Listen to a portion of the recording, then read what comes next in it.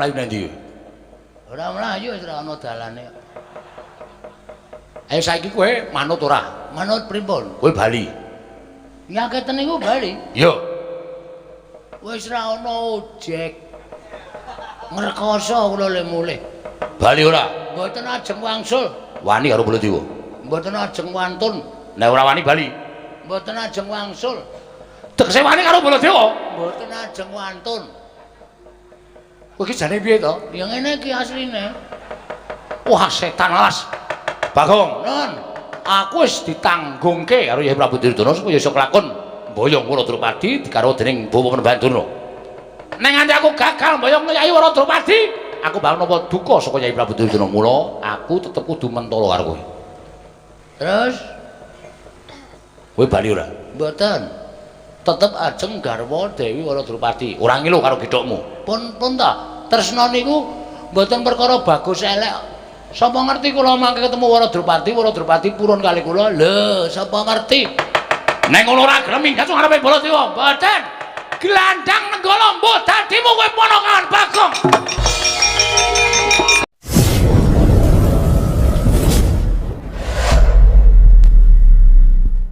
Nalika tilem wonten ing Parangkusuma. Wekdal dinten kepengker kula menika nenepi wonten pinggiring segara. Ya. Beto klasa alit. Kula tilem janjane nggih ajeng lek-lekane kok klekaran niku garang angine ya kepenak. Terus maklak ilang saknalika kesadaran kula jebul kula menika manjing wonten ing madyaning pasumpenan. Lho, manjing jroning pangimpen. Mekaten. Pinanggih kan setunggiling Jawata ingkang nuwun sewu radi mboten ketingal peteng. Ya. Jawata menika kala wau paring dawuh kalian kula. Bagong, iki negara Ngamarta lagi ketaman pacoban. Monggo kowe dadi abdining para Pandhawa. Ngoten menika. Ya, sabanjure. Mula kowe kuwi bisa nyelametke.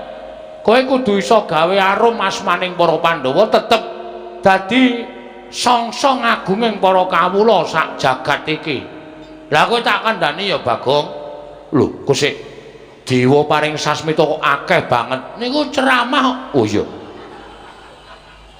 Kula midhangetake piyambak. Nah, supaya kowe kuwi iso gawe arum asmaning para Pandhawa gandeng. Iki Prabu Puntadewa iki lagi jengkar. Monggo ora dingerteni menyang endi papan dununge Prabu Puntadewa. Lah Waradrupadi iki garwane kondur ning Pancala.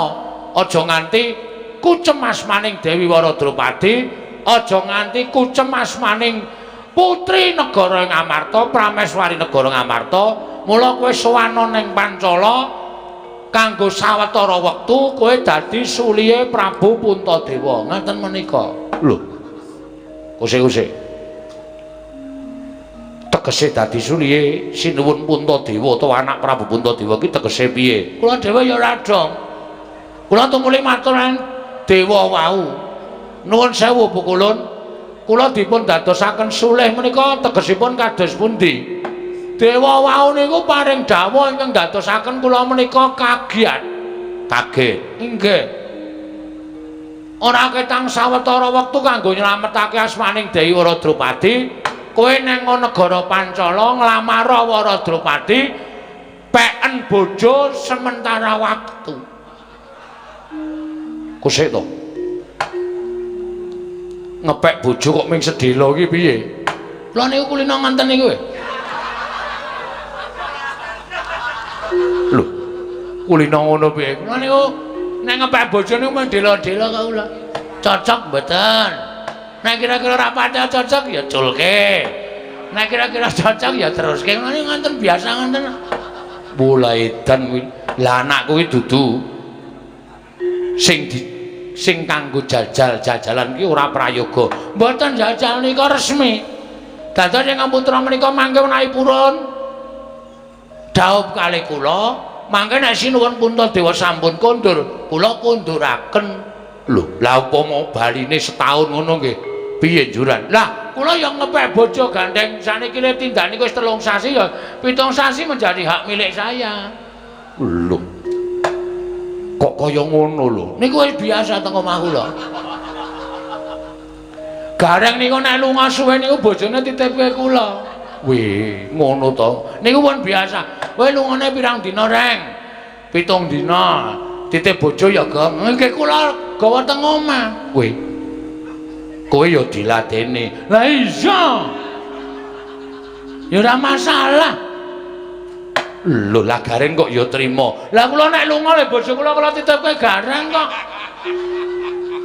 Dadi tenggen kula niku wis usum, genti-genten niku wis usum. Edian. Lah kok dadi kaya ngono ki piye? Sing ra entuk dititipke kuwi bojone Semar. Mergo bojone Semar widodari ayu banget e. Tahu bapak lunga titipke aku bapak ndasmu kuwi. Sing arep melu ngapa? Mbokmu meneng omah wae. Ngoten niku. Lah, mula sowan kula menika namung mituruti dawuhing dewa. Nek kepareng ajeng kula boyong teng gubuk kula. Nek mboten pareng nggih monggo mboten apa-napa ning nek mangke dewa nesu kalih sinuwun Prabu Pancala kula mboten tanggung. Merga niki dawuhing dewa. Gusti dewa paring dawuh ki mestine ngandhakake dewane sapa? Sang Hyang Bambang sapa to ya? Sang ngertiku dewa ki ora ana sing jenenge Bambang. Sapa ya? Lali ya kula ning nyebutke jeneng kok pokoke dewane niku peteng dedet ketoke dewane niku ilmu hitam ketoke. Dewa kok nganggo ilmu hitam iki arepe piye? Lah ra ketoke ming suarane tok. Nek pokoke dewa yakin sumpah kula mboten ngapusi niku dewa sing paring dawuh. Mali mila. Walik lho. Mila samangke kula nyadong dawuh. Dewa Drupadi dipun paringaken napa mboten? Nek mboten nggih mboten apa-apa nek dewa mangke duka monggo anggenipun badhe nanggel. Nek diparingaken matur sembah nuwun. Jawipun kula cawisaken betor. Betor iki apa, Pak? Betor niku becak bermotor. Niku sing lagi ngetren pun mboten digenjot melih. Pun wonten mesine. Wala Drupadi kula tumpake betor kula mlayu teng burine. Lah kowe engko tekan omah mati. Oh iya, Dik. Nggih paling mboten kula numpak jejer kalih ingkang putra Wara Drupadi. Bagong wonten dawuh, "Oh sik. Bingung rasaku." Sebabe kowe ngerti yen to Yayi Peremban Durna, pandhita ing Sukalima rawuh mrene. Nggih, ngertos. Terus Begawan Durna rawuh mrene iki uga bakal nglamar Atmajaku Wara Drupadi ingkang bali marang Projeng Pancala. Lah nek anakku tak paringake marang kowe engko mesti Durna ngamuk. Ning semono uga nek anakku tak paringke karo Begawan Durna kowe mesti ngamuk. Jelas. Aniki wis dadi tekad kula. Kula niku wis tom-tomen kalih ingkang putra Wara Drupadi. Pun kula lukis teng tembok ruang tamu kula. Lho, sapa? Putra panjenengan Wara Drupadi nganggo anduk tok. Jas nika pokoke. Wiladalah. Saka kepengin kula nuruti keparenging dewa. Nek sinuwun mboten maringake, kula ngamuk teng pundi niki jenenge? Pancala. Nek sampeyan maringake matur sembah nuwun. Napa ya abot Begawan Durna? Kalih Bagong, nek pancen didelok rupane nggih loro niki ra eneng sing apik. Dadi anak sampeyan niku dilamar wong bosokan kabeh. Ning nuwun sewu, nek ditonton saka cocoking para kawula mung tamang tanting kawula semanten cacahe. Suara terbanyak mesti milih kula. Mboten wonten sing milih kalih Begawan Durna. Mboten wonten kecuali nek swara niku swara bayaran mesti milih niki. Ning nek swara niku luar dari hati nurani mang biawarake. Kawula Pancala Bagong karo Drupadi apa Durna karo Drupadi mesti do muni Bagong karo Drupadi. 50%, 50% melih mesti do bengok Bagong karo Durna. Bagong karo Dropadi ngoten. Wiladala iki bingung aku. Bingung sampean ketok ana bingung. Pertama wau pun bingung kok sampean wis ketok.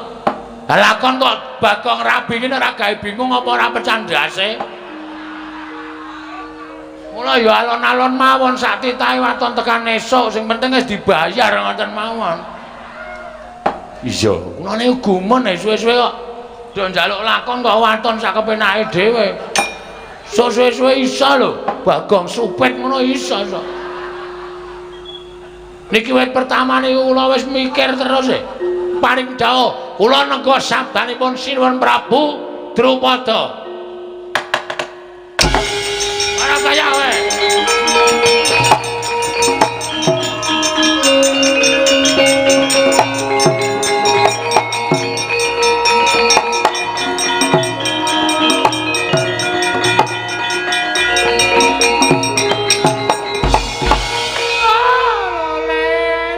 Kentos walu gembol manyar-manyar duk neng dungkul wana tatyala salah sati wana. Lah kok dadi Bagong ucape kaya ngono karo Bagawan Durna. Kowe wani sekecap pendho sekecap karo nata ing Pancala Prabu Drupada. Oh, anggep apa ing atase kowe derajate gedibal 17 wong arek nyala mripat. Ing atase kowe mung batur kok nglamar karo putra ratu ki ora ngilo karo githokmu, ora ngilo karo kahananmu kowe Bagong. Sik. Omong kok wonten mecotot. Mbah, kowe ngerti tresna ora? Kowe ngerti wong tresna ora? Jodoh ya ora perkara rupa. Ana tembangan gegarane wong akrami dudu bondo dudu rupa nanging ati pawitane luput pisan kena pisan. Luput pisan dipresake. Dudu bondo dudu rupa mung ati pawitane. Mula wong arep rabi iki ukurane ora bondo ora rupa. Arep ndhe bondo akeh. Nek ora dikeparengake karo sing gawe urip dadi jodhone ora bakal iso kelakon. Arep rupane bagus, nek ora dijodohi karo sing gawe urip ora bakal kelakon. Ning nuwun sewu, arep rupane meng kaya ngene nek jodoh karo sing gawe urip kuwi 1000 dalane. Camkan itu.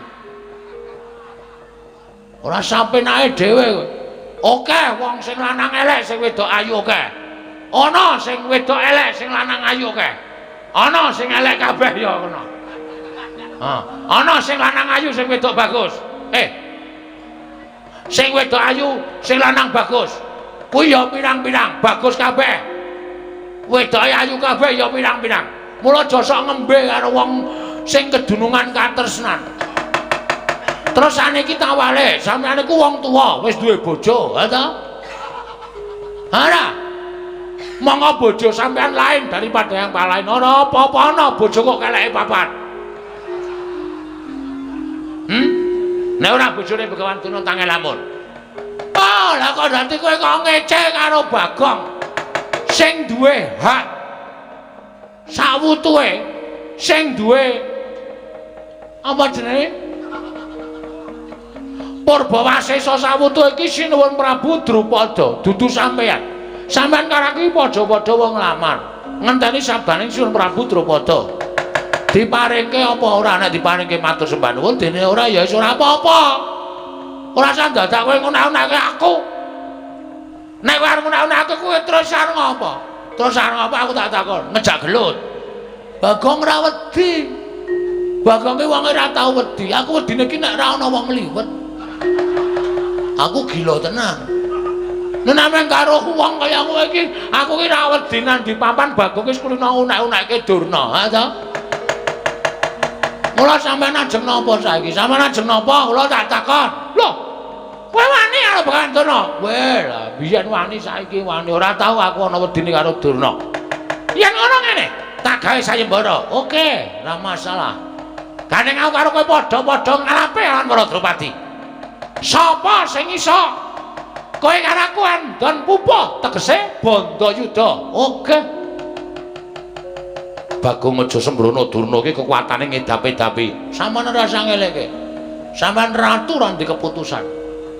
Nganti kedadian kaya ngene mergo sampeyan ora paring pangandikan. Drupadi tak keke iki, tak keke kae. Ngono rampung, ora dadi geger. Sampeyan bareng ana kahanan kaya ngene lagi. Bagong ngati-ati. Kula kowe tuwa rasa dikandani. Lho, aku malah tok unek-unekke. Nang kene arep tau unek-uneke kabeh. Bagong aja kaya ngono. Ngapa kowe, Jum? As kebacut muring nek carane ngene. Bagong. Kudune kowe ngawas karo gitokmu. Ora ana wong ngilo iso ngilo gitake dhewe. Lho. Ora sampe melu-melu Sinuwun Prabu Baladewa. Aku ngerti sampean tekan kene mbelani karo Durna. Kudune sampean ki mikir. Sampean iki kudune menggalih. Prabu Puntadewa ki sapa? Prabu Puntadewa kuwi kadang sampean dhewe. Prabu Puntadewa lunga, bojone purik kok malah ajeng jodoke karo Pendhita Armodar ngene. Sampeyan iki ratu, nuwun sewu, iso menggalih apa ora? Lho piye? Nyepeleke ora. Sapa sing nyaru wis tau nek-nek. Nah, ora ngapusi. Aku nek, "Ha apa? Kowe barang yo apa?" Gecek modal kowe.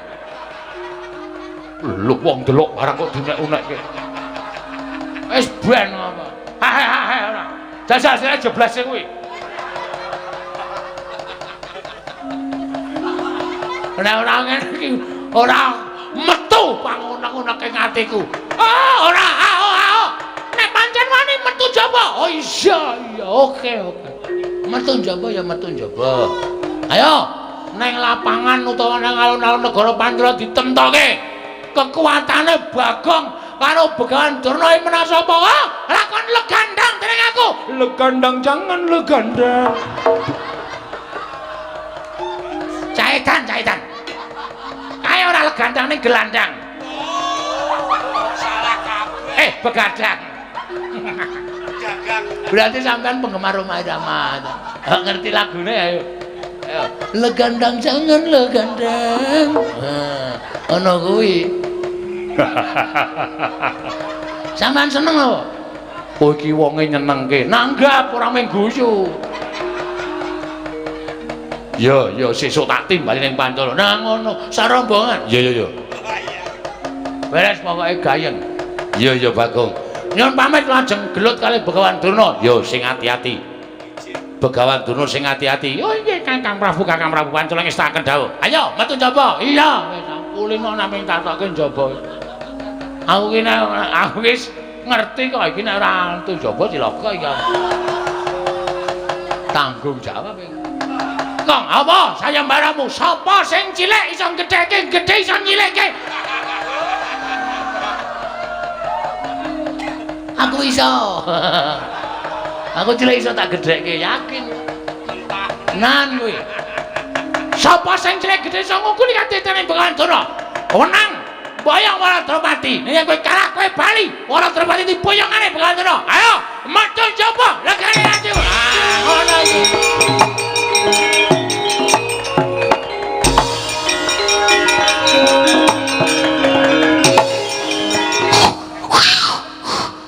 Edian nguyuh barang. Endi Bagong? Kena kowe? Ketemu karo Bagong yen iso nglanggahi. Kuandane Sariman. Sariman aku Anoman. Mati dening aku pangkau tak ayone.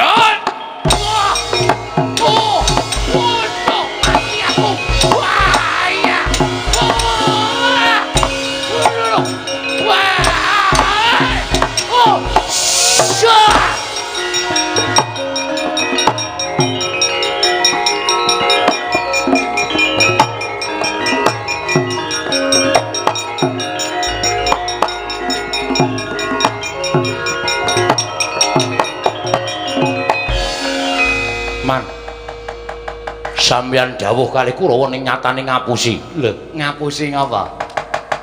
Bapa Durna paring dawuh nek Bagong sing dadi pepalangi nggone bakal mboyong Waladramati. Ning nyatane Bagong wani karo Bapa Durna jebul kancane pirang-pirang. Lho, kesih ta? Bagong ki ijen kula ketemu kali Sencaki. Sencaki gelut kali kula dereng rampung dumadakan wonten Gatotkaca. Sirah kula dicekel kalau kaca kula wis mati. Kula wis rumangsa mati. ning diuntir gulu kula niku mboten kok pedhot malah kaya digrebek mak kruduk ngoten. Nek kudune kowe mati kedahipun kula nyemanggaken. Wah, edian kancane Bagong pirang-pirang. Tur digdaya kabeh. Man Anoman balang nggih tumut. Ngetok. Lah kok mak jundil kula semanggaken dur. Nun. Bagong kancane pirang-pirang sirnakno le. Nggih, ngesaken dawuh.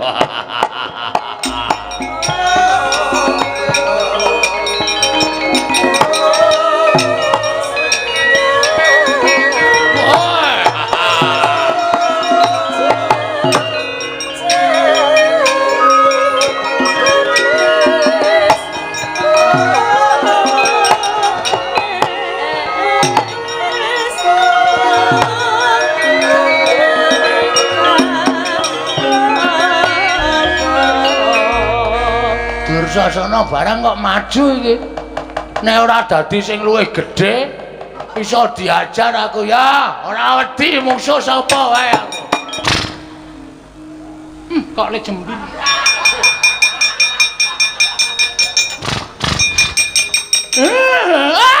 Aku karepe dhewe kuyangan aku.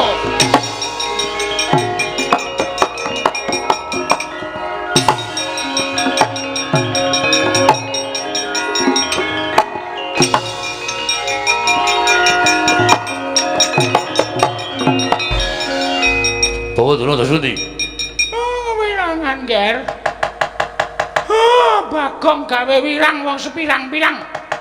Bagong iso malik napa-napa. Lho, malik napa-napa pripun? Nek crita malah isin. Lho kok isin pripun? Bagong iso malik Setyaki, iso malik Gatotkaca, iso malik Werkudara. Bareng kula maju nggawa cundha manik. Malik napa? Isin kula. Malik nopo sampean nang bloko kali kula? Balik jaran. Oh, sengkun iki iblis. Malah ngomong-ngomongke ora. Mongkon jengking-jengking nika. Coba ora ana kula. Mesti wis nyeling krek. Sampean niku cangkeme elek ora. Loh.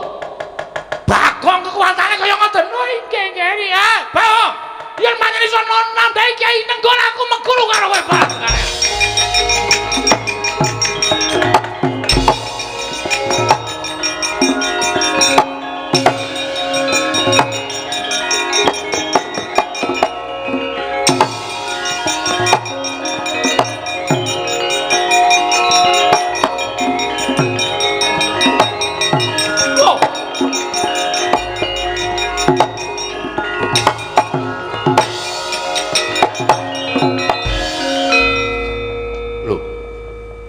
Lho iki ora bangling Yai Ndorowati. Kanggo Prabu. Kula aturi sareng sawetawis. Ning mangsuk mana madil luwih ana sasminaning sun jagat masesane Bathara. Kanggo Prabu. Kanggo Prabu Baladewa kula aturi sareng. Kula aturi nyiram mawi tirtaning Banyuwangi. Modar. Menawi Kanggo Prabu lajeng tumuling liga Kyai Nenggala menika mboten prayogi kedadosanipun. Asu iki Bagong iki. Iki Bagong menungso ora tataran. Lah kok malah Ratu Ndorowati. Kanggo Prabu sampun paring pangandika ingkang mboten sadèrèng iki. Menika ingkang rayeng Ndorowati ya Prabu. Ingkang rayeng Ndorowati. Ndorowati dengkulmu mlocot. Dengkul panjenengan nggih mlocot. Etan iki piye lho? Iki karepe piye? Kanggo Prabu, menawi panjenengan ngginakaken senjata cakra, kula ugi mboten badhe wang-wang. Mboten badhe kekilapan, sarta kula mboten badhe ragu-ragu. Ngginakaken senjata ceraka. Apa? Ceraka. Cakra. Nah, kados pangandika panjenengan. Sameneika Kyai Nenggala dipun duh karo senjata cakra. Kowe tak tamani Nenggala mesti mati. Mboten saged kula mundi sekar Kembang Setamang. Cangkeme kowe klirah-kliru ngono kok. Sekar Wijaya Kesuma menika dados panguripane wong sak bumi. Sinten ingkang sampun pejah menika dipun ungkuli Sekar Wijaya Kesuma menika sabet gesang malih. Ingkang sampun pejah dipun ungkuli Wijaya Kesuma saged gesang malih. Mila Wijaya Kesuma menika dipun suwun supados kinarya obat kuat. Koko Prabu. Koko Prabu. Nek panjenengan mboten atus monggo dipun budhaken blek gelandang negara legane ati wae.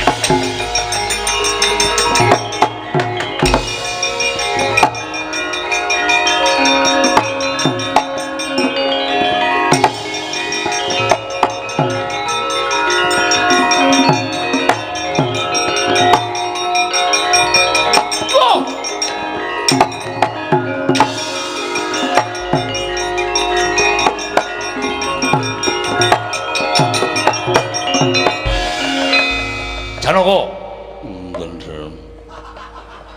Janaka Ndendrem. Siadi ngerti Yai Prabu Kresna menyang endi?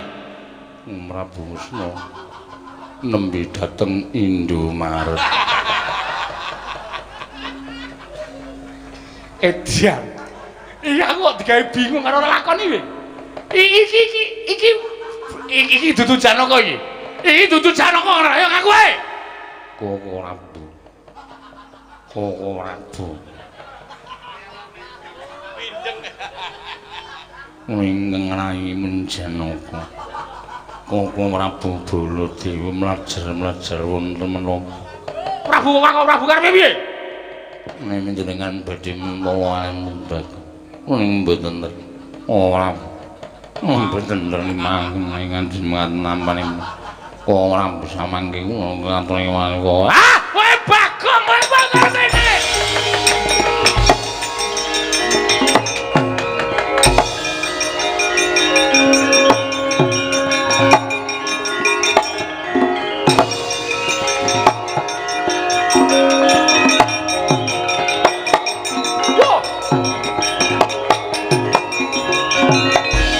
Pakde mlayu-mlayu napa Pakde?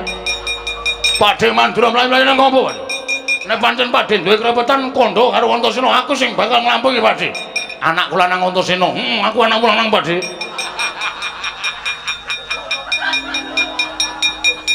Pakde Mandura, iya. Pakde Bule, iya. Kowe ngerti Bagong ora? Sapa Pakde? Kowe ngerti Bagong apa ora? Pakde ngeloi Bagong kok. Kusik. Saiki omong sing suwe. Omong sing suwe.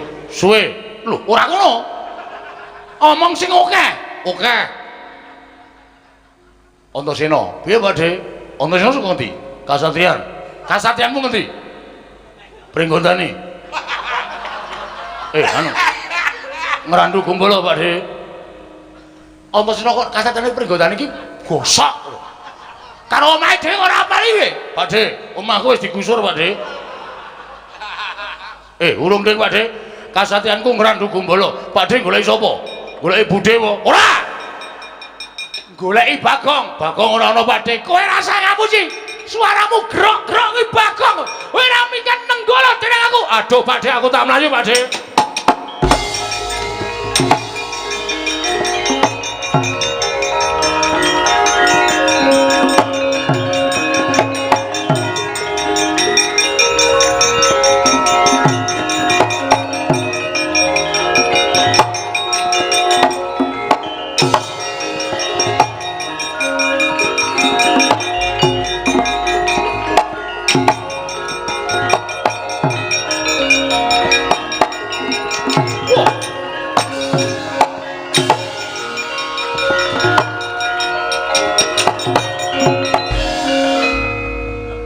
Anak Prabu,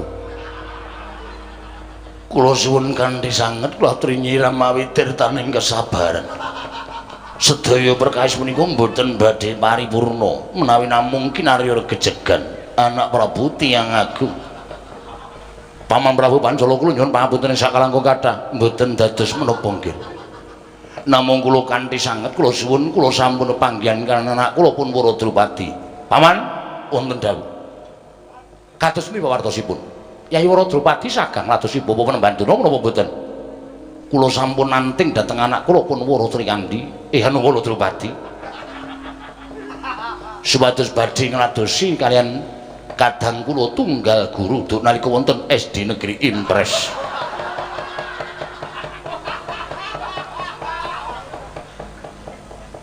Setan. Tiwas tak basani. Menos ratatanan. Gugu karepe dhewe. Menungso krancingan. Wah, lah kok kowe iki ngobrak obak karo asmaning Paman Prabu Pancala. Malih ora kowe? Kowe malih apa ora? Ora gelem malih aja lawan kendarat ning tanganing Baladewa. Nggih, Bu. Tiyang Agung Baladewa. Menawi panjenenganipun tiyang Agung Mandura menika mboten kersa angendhak dhateng kamurkanipun, menapa badhe kula wadulaken dhateng tiyang listrik. Lah tenan to. Lah tenan kowe pake. Ayo, pokoke entekke wayange.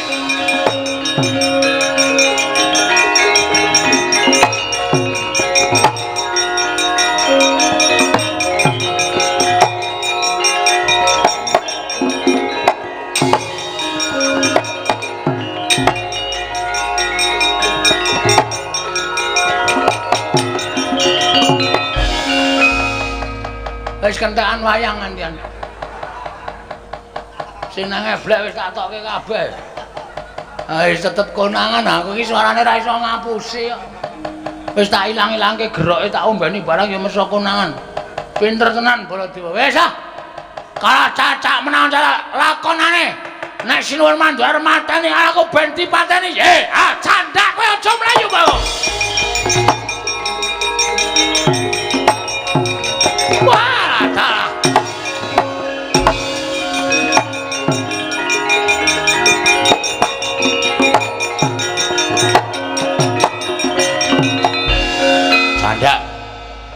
Kecandak kowe saiki.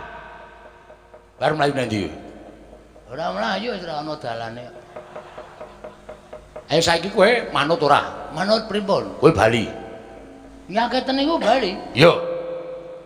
Wis ora ana ojek. Ngrekoso kula le mulih. Bali ora? Mboten ajeng wangsul. Wani karo Baladewa. Mboten ajeng wantun. Nek ora wani bali. Mboten ajeng wangsul. Tegese wani karo Baladewa? Mboten ajeng wantun. Kowe iki jane piye to? Ya ngene iki asline. Wah, setan alas. Bagong, nun. Aku wis ditanggungke karo Yai Prabu Duryudana supaya iso kelakon mboyong Waradrupadi dikaro dening Bapa Panembanduna.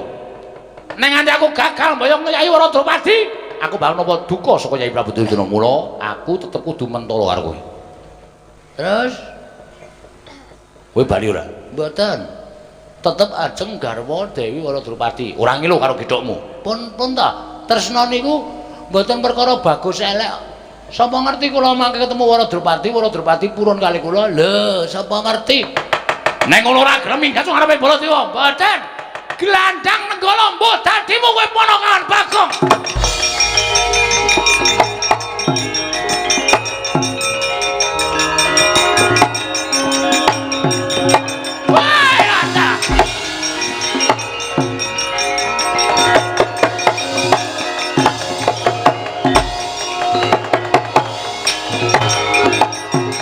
Weh, ana sing ora setuju siji.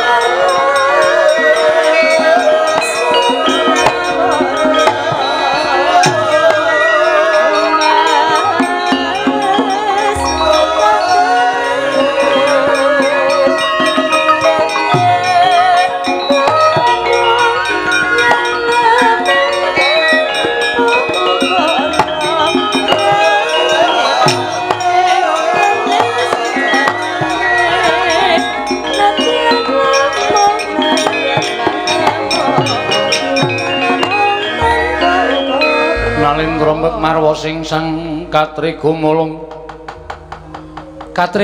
mangrempak ing wadya kurda kura rera nanggana magawe gelar Bagong wonten dawuh aku ngaturke panuwun dina sira wisa gawe srana munduring para Sata Kurawa Begawan Durna medeni anak Prabu Mandura nggih sak kamat-kamat sinuwun gandeng sayembara ingkang sekawit nalindring Pancala melu mirengake marang upataning Begawan Durna nyatane sira Bagong ingkang bisa ngundurake Kurawa lan iso menang lawan Begawan Durna nggih mula netepi marang sumpah ingkang wis aku nalika semana melu mirengake atmajaku bakal paringake kowe serius iya tenan ya nek rika kurun nek mboten purun mula Drupadi bakal timbali ana ing kene supaya adu arep karo kowe ponakan Bagong aduh ranggo jungkat cilik arep jungkatan sik wis ora sandadak kowe macak anane kaya ngono yen Drupadi nampa ya ben ditampa yen ora kowe aja gelo no nggih ngestakaken dawuh terus semeno wonten paring dawuh Rama Mbak Yumu atur ana tindak mrene ngestakaken dawuh monggo Kakang Mbok timbali Kanjeng Rama iya terus to jumena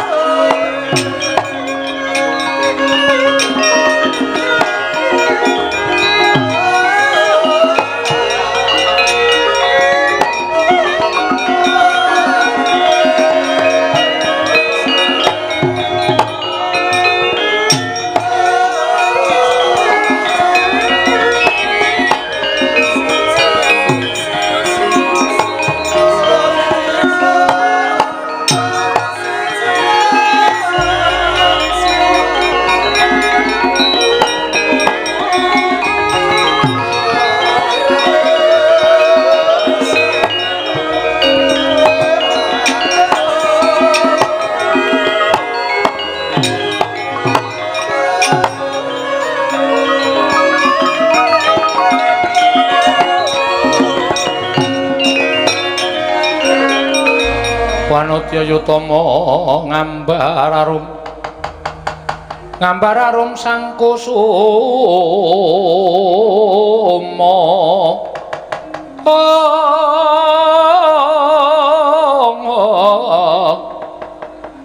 gembrang-gembrang yen ngandika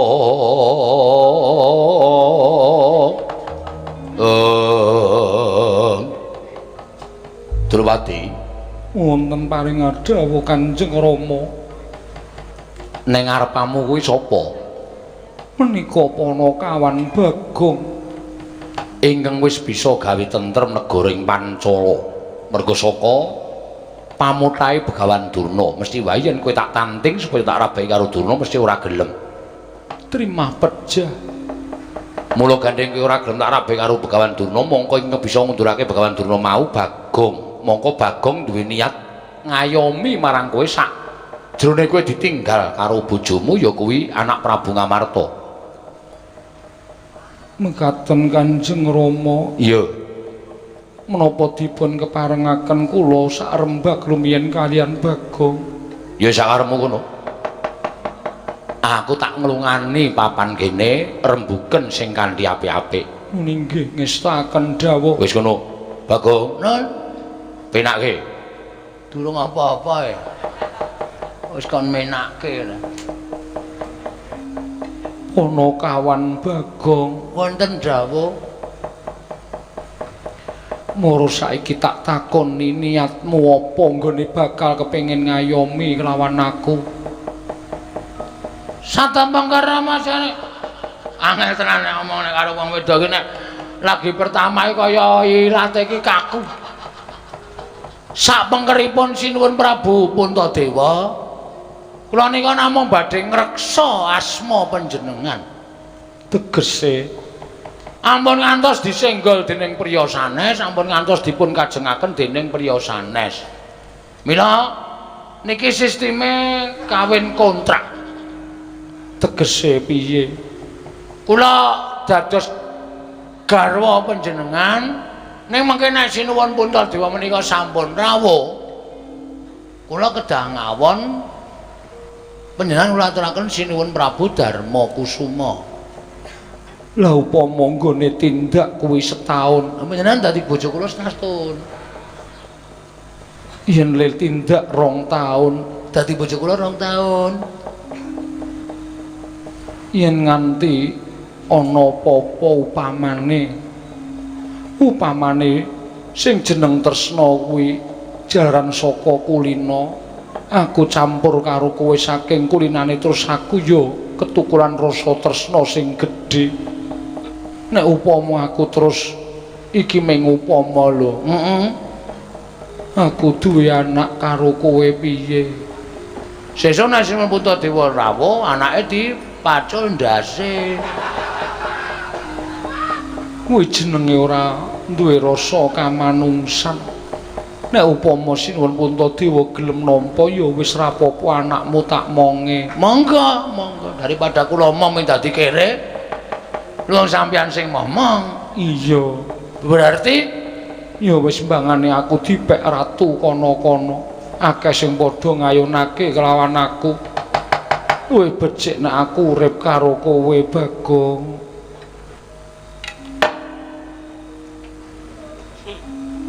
Puspawana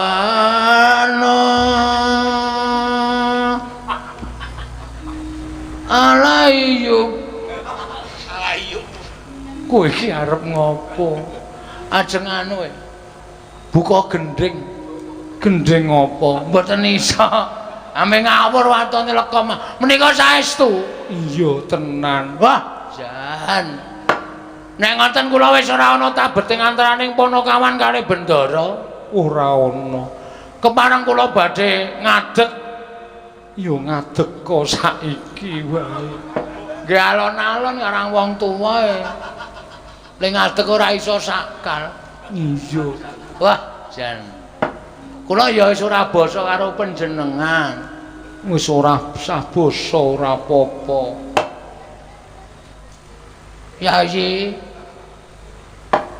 Yayi Wara Drupadi, Kakang Mas Bagong wonten dawuh. Nyes bokongku. Ati jan kaya siniram tirta wayu sewindu. Inggih. Iki terus apa liar jagongan iki meneh lapangan ngene iki? Hah? Apa ya ora ana tempat ngopi lah paling ora. Berdua. Lho. Kowe pesen kopi, sing kopine iso ana gambar I love you. Terus monggo aku sing nyeruput. Wonten Pancala mriki wonten papan kados mekaten. Naminipun Pan Cafe. Ben saya awur-awuran wisan iki. Nah ngono ayo mlebu jroning Taman Sari wae ya. Inggih ngestaken dawuh. Engko aku lungguh kowe ning jejerku. Gandeng aku sarep rabi karo kowe. Berarti kan abdi-abdiku kae ya ngladeni karo aku. Mestinipun mekaten. Nah, alhamdulillah. Iso apa-apa iki. Biasane ning omah meh dikongkon bojoku. Bojoku saploke ra iso mlaku kae. Nek akon sak penake dhewe mung nutuki cangkir tek. Minta minum. Teng, minta makan. Aku padake baby panggang. Baby sister. Inggih monggo Kamas. Aja Raden. Kamas wae. Inggih kula dherekaken manjing wonten ing Taman Sari. Yo. Mangkat yo. Inggih monggo kula dherekaken. Yo ayo yoan. Inggih. Monggo Mlaku bareng ya. inggih. Aku gandeng. Gandeng yo kena, ngrangkul yo kena. Lah yo ora. Aku mau nek ngrangkul. Aku nek ngrangkul kene iki tanganku turah. Nritik terusan. Ya ngeceki apa-apa. Inggih. Ya mlaku bareng wae yo. Monggo kula dherekaken Raden. Raden meneh.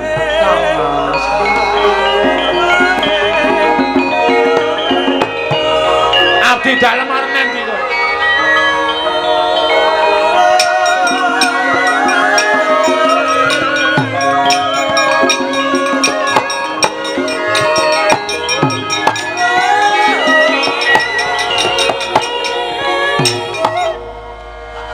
Jagat wasesane Bathara wayah Bathara jagat pate Wonten drawuh sinuwun.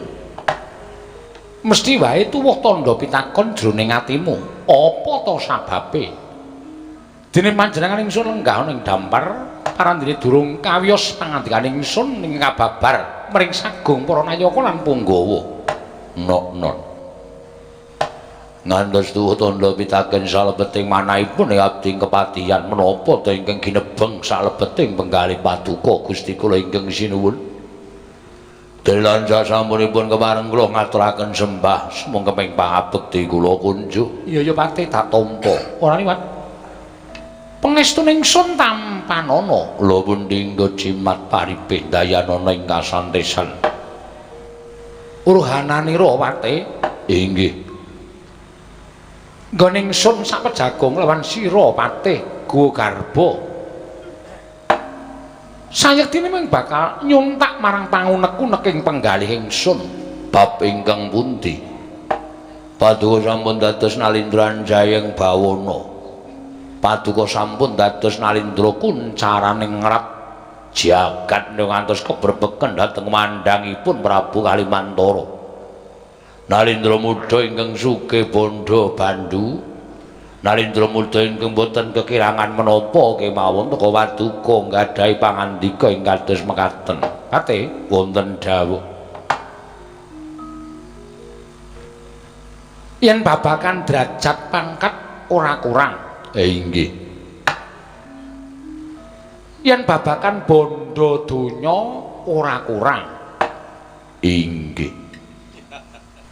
Pun paduka menika menggalihaken anggen paduka kepengin amungkasi jejakanipun sinuwun Prabu Kalimantara. pancen bener kaya mengkono Lajeng wanita pundi ing dados weting penggalih paduka. lumahing bumi kura ping Ngamarta Prabu Darmakusuma ya mung wektu dina iki sinuwun Ngamarta Prabu Puntadewa mau lagi linggar praja mbuh menyang ndi papan lenggahe kabeh ora ana ingkang ngerti tumuli Dewa Drupadi kondur marang negara ing Pancala pate Wonten dawuh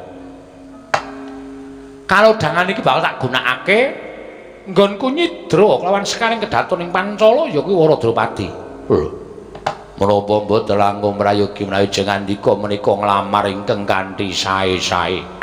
upama tak lamar tangeh bakal diparingake jernyatane Wara Drupadi durung dipisah dening Nalindra Ngamarta Prabu Darmakusuma tegese isih ana kewajibaning nata Ngamarta Prabu Puntadewa kasinggihan mekaten mula ora ana cara ingkang kudu tak lakoni kejaba mung nyidra marang Wara Drupadi Menawi ngantos kawanguran menapa mboten adamel lingsem penggalih paduka sinuwun Prabu Kalimantara.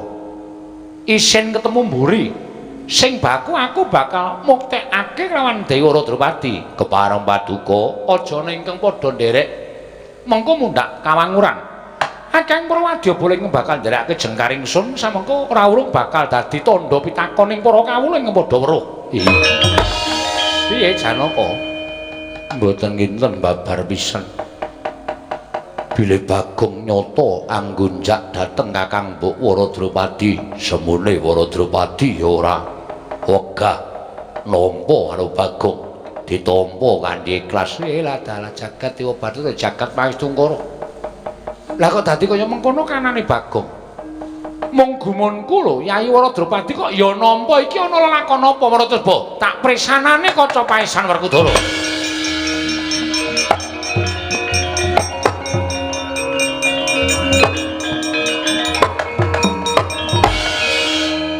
jagat waisane ngubur ora wayah Ndara jagat. Lah kok isa-isane nglakoni? Resna kakang kowe ning opo? Sawise mrisani kaca paisan teka mesem kaya lega penggalih Kresna kakangku Janaka wonten paring adawu Werkudara. Piye? Bagong kaya adep ana. Ning aja kowe gendak sikul karo Bagong. Parmaduka Kanjeng Koko Prabu Janaka luwe-luwe. Kowe sumengkema ning pepadaning Bagong kae njaluka mati wong loro. Wah iya.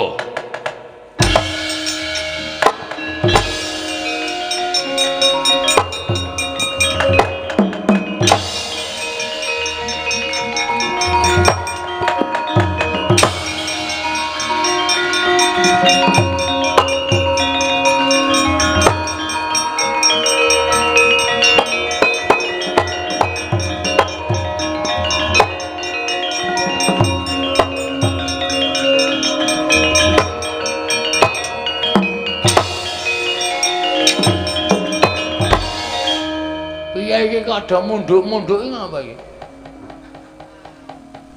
Bagong. Wiwit dina iki aku njaluk mati. Lho. Ngapa? Saka ngendi doan? Saka pis-pis ya. Bagong. Wah. Aku njaluk mati. Wah, janane ngono kuwi mah. Sone aja-aja. Bagong edan ora gagas karo aku. Aku patenono. Bagong aku patenono. Aku trimo mati ning ngarepamu Bagong tinimbang aku wirang bebareng. Aku patenono. Apa perlu aku kudu suduk salira ning ngarepe Panakawan Bagong. Aku patenono Panakawan babar sejatine wujud nata ngamarta Prabu Darma Kusuma.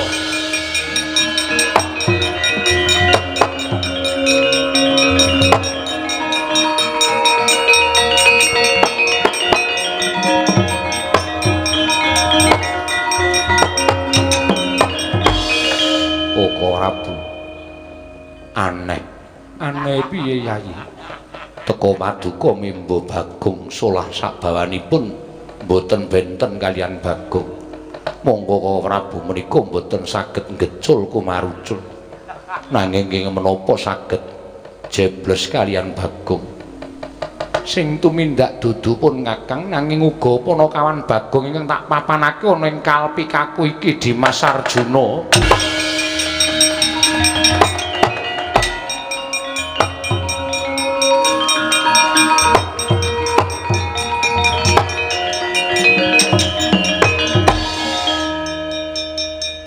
Dados ingkang ngendika sanes panjenengan dudu aku ora iso omong cara Bagong. Rekaman. Aku sing ngomong. Ya. Lajeng ingkang tetembangan jejogetan. Kula kandhane kok ngeyel ora. Wis ngene iki wis apik wis tekan esuk kok dadak di protes. Angel lele mikir. Iya, Bagong. Dimas pun Kakang sayekti nggone Mendran krana pun Kakang ngupaya wujuding pustaka Jamus Myang Jimat Lima Sada ingkang Mendran saka negara Ngamarta Yayi.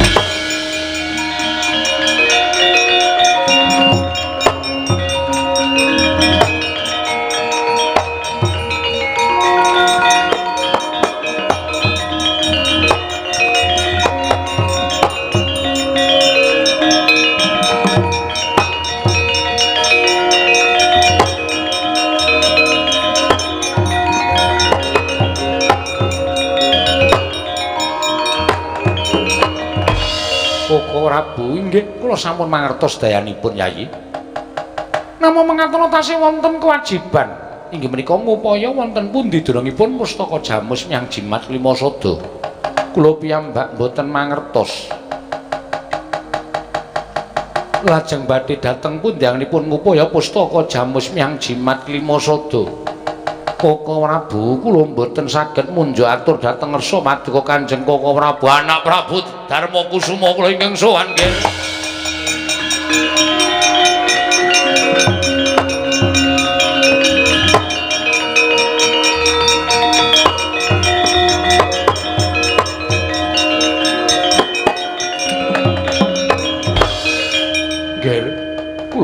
senjata pitulung ing Rama ing Pancala nyuwun tulung. Paman Pancala wonten menapa? Ingkang garwa anak kula Waradrupadi cinidra dening Duratmaka. Bineta ngambah dirgantara kula sumanggaken nggih anak Prabu Darma Kusuma.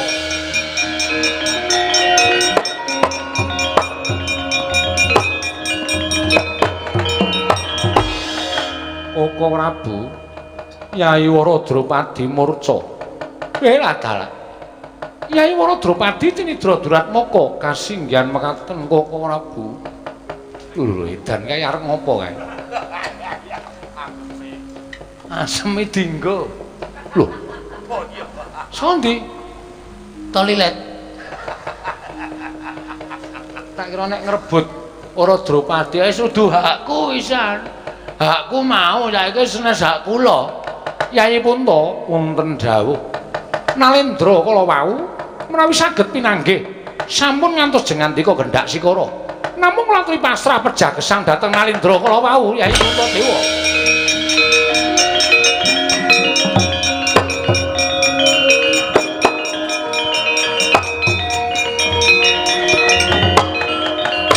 Kalih kula mboten badhe owel. Upami nyatanipun Waradrupadi menika nggadahi raos dhateng panjenengan, malah sak mangke langkung prayogi kedadosanipun. Jer kula jejering guru laking mboten saged ngayomi dhateng inggih menika tetimbangan kula pun Waradrupadi. Kenging menapa kula kisah saking negari Ngamarta tigang candra laminipun sampun satrepipun menawi paduka tresna kaliyan pun Waradrupadi, Drupadi tresna kaliyan panjenengan. Namung saderengipun maduka mengku garwa dhateng tetimbangan kula pun Waradrupadi kinarya srana anggen kula ngaturaken dharma bekti kula monggo sinuwun kula aturi nampi dhateng sembah kula babar jatining wujud pustaka jamus jeling maklasa.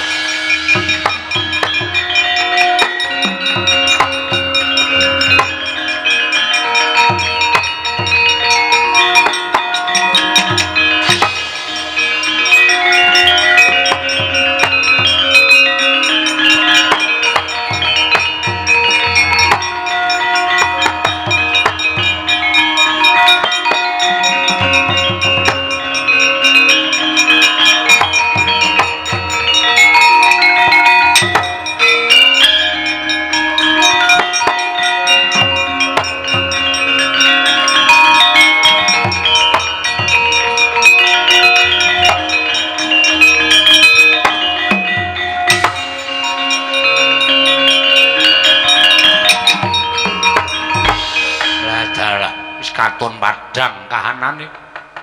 Anakku Drupadi wis bali, Yai anakku Puntadewa uga wis timbul. Kresna iku wonten dawuh paman. Ing pamaning Pancala ngaturaken panuwun ingkang tanpa pepindhan. Semoga kowe Werkudara, ya. Aku ngaturke panuwun ingkang tanpa pepindhan, ya. Ora dadi ngopo. Muga-muga kabeh bisa mlumpuk malih ana negara Ngamarta. Ya, kuwi luwih prayoga. Iki piye kok dadi kanane kaya ngene iki?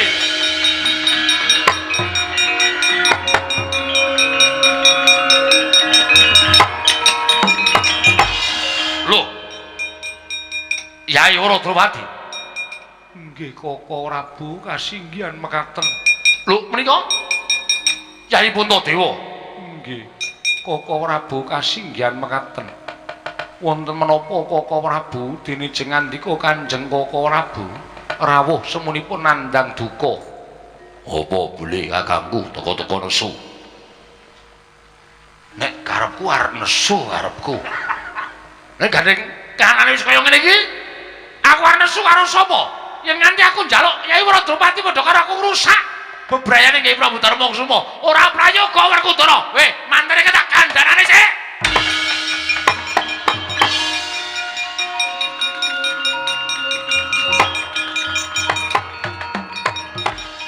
Bathara